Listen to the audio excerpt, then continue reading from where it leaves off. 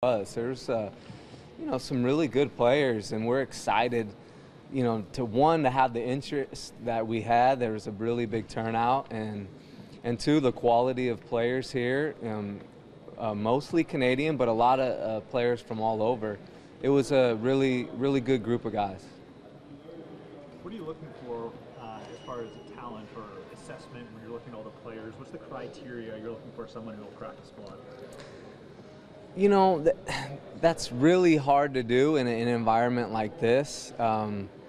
Generally so for the D-League, you're looking for some versatility, guys that can play multiple positions and guard multiple positions.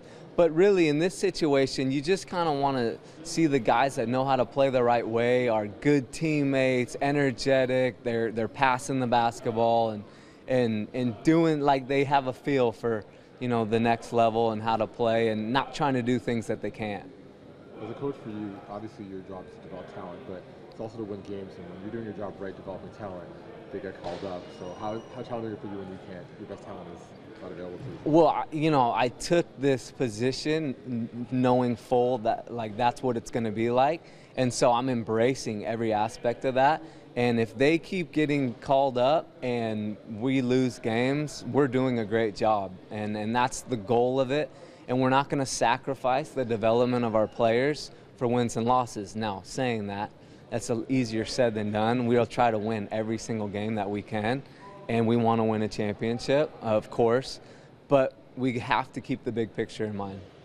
Knowing that there's only 5 spots to bring guys in for training camp, does that make your job that much more harder to see if there's any talent within this tryout to bring guys into training camp? Well, because we had so many good players show up, yeah, it's difficult, having to narrow it down like that. If there wasn't that many, it wouldn't be that hard. But it's been a really great turnout, and so, we have a big staff. We hired a good coaching staff, and Dan Tolzman and I will all get together. It's a collaborative thing, and we'll try to get the best 5 guys.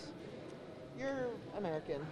Yes. Okay, so do you get a sense of how much this means to young Canadian kids, and just to see how far the Raptors have come, and now they actually have a shot? Do you get a sense of that? I do get a sense because when I took the position with the Raptors, I really had no idea. Obviously, it was my first time living in Canada, and I really had no idea what to expect. And just our 2 playoff appearances and the support that we got, and all season long, the support we got, and just the community, like when I'm out with my kids and my wife and we're walking around and people are coming up, and it's a really amazing, special place. And that's what makes this job really attractive, because they support their teams and it's a community feel, and you can feel that passion that they have. And so it makes my job so much better and easier to try to motivate the players, and makes it a special place to coach. You have a guy like DeMar show up to watch. How does that make you feel? It makes me feel great. I love him. He's like a family member to me, just because I got to work so closely with him over the last 2 seasons, and I'm really thankful that I had the opportunity to meet him as a person and coach him as a player, and I'll know DeMar the rest of my life.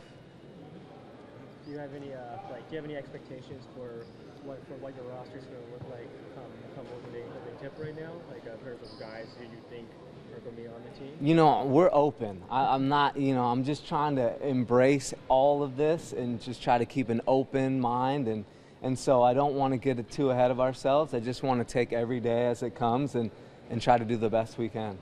So should I go put my shoes on and jump in on this tryout? We're open. So it starts in an hour. So if you want to try out, we're more than welcome.